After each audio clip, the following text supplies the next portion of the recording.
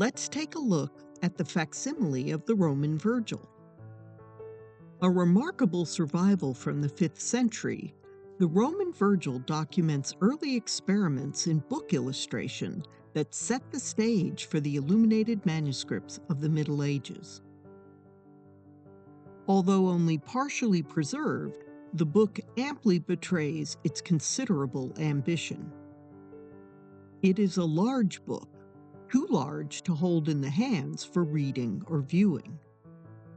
Its verse text is expertly written in rustic capitals, the elegant majuscule script preferred for literary texts at the time. A traditional feature of its illumination is the inclusion of author portraits. The poet Virgil is pictured 3 times. He is shown holding a scroll, the usual form of literary text in his time, 400 years before this manuscript was created.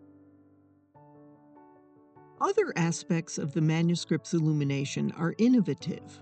For example, using pairs of full-page miniatures to articulate major textual divisions. Book 3 of the Georgics treats animal husbandry. It is introduced by a pair of miniatures depicting 3 herders with their horses, cattle, sheep, and goats. Each miniature also includes a dog with a collar. The frontispiece for Book 10 of the Aeneid is a scene of the Council of the Gods. The gods and goddesses alternate between seated and standing. They are Minerva, Mercury, Jupiter, Vulcan, Juno, Diana, Apollo, Neptune with a dolphin, Venus, and Mars. Gold leaf is used here for the frames, helmets, and jewelry. In another scene, painted silver is employed for the tips of spears. The use of precious metals in manuscript painting is an important innovation that high medieval illuminators will take to extremes.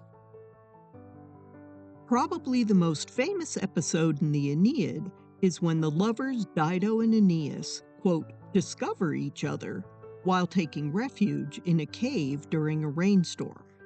In the miniature, they barely look at each other, but the painter indicates their developing relationship through their embrace. The Roman Virgil, a genuinely grand manuscript, surely entranced its contemporary viewers no less by its pictures than by its size and its beautiful calligraphy. The facsimile was published by Belzer Verlag in Switzerland in 1985.